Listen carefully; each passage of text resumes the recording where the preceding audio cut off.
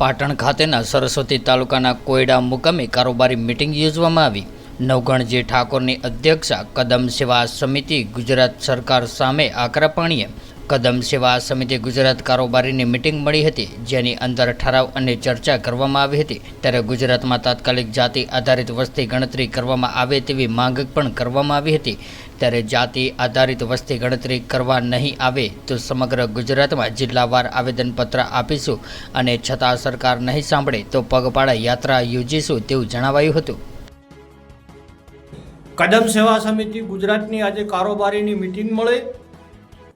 કારોબારીની અંદર સમગ્ર ગુજરાતમાંથી ક્ષત્રિય સમાજ, આદિવાસી સમાજ, દલિત સમાજ અને માલધારી સમાજના પ્રતિનિધિઓ હાજર રહ્યા અને તેની અંદર ઠરાવ કરવામાં આવ્યો કે સમગ્ર ભારત દેશની અંદર જાતિ આધારિત વસ્તી ગણતરી કરવાની છે, તો ગુજરાતમાં પણ વસ્તી ગણતરી થાય અને તે પણ જાતિ આધારિત વસ્તી ગણતરી થવી જોઈએ એવી અમારી માંગ છે।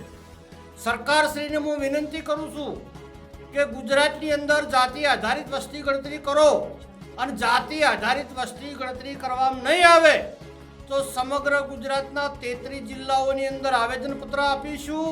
આવેદનપત્ર આપ્યા પછી સતત સરકાર જો અમારી વાત નહીં સાંભળે તો ગુજરાતમાં અમે પગપાળા યાત્રા શરૂ કરીશું અને જનના ઘર ઘર સુધી લોકોને મળીશું અને જનમત કેળવી અને સરકાર ઉપર દબાણ લાવીશું। જાતિ આધારિત વસ્તી ગણતરી કરવામાં આવે તો ગુજરાતની અંદર ગરીબ અને પછાત સમાજો છે, ગુજરાતનો ઠાકોર સમાજ હોય, કોળી સમાજ હોય, આદિવાસી સમાજ હોય, દલિત સમાજ હોય, માલધારી સમાજ હોય, તેમજ ઓબીસીમાં આવતા નાના સમાજો, આ દરેકનો ચોક્કસ આંકડો બહાર આવે તો સરકારની પોલિસી બને અને વિકાસનું કામ આગળ ધપી શકો।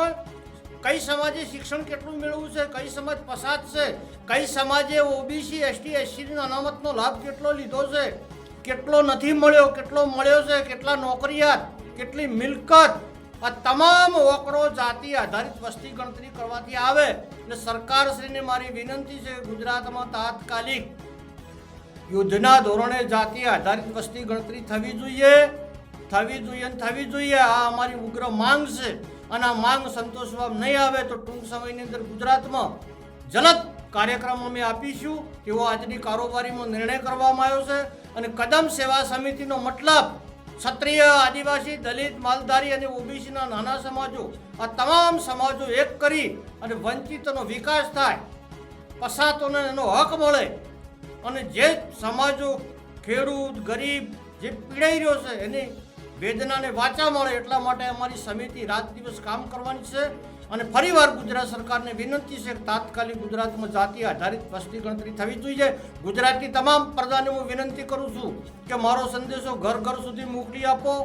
જાગો, ઉઠો, કદમ સે કદમ મિલાવો। આગામી 2027 સુધીમાં ગુજરાતમાં જનજાગૃતિ કરી અને આપણા હક અને અધિકાર માટે લડીએ। સૌને જય જય ગરવી ગુજરાત। तो व्हाट्सएप, ट्विटर, फेसबुक, इंस्टा जहाँ भी आपका अकाउंट है, इसे शेयर बटन के द्वारा वहाँ पर शेयर करें।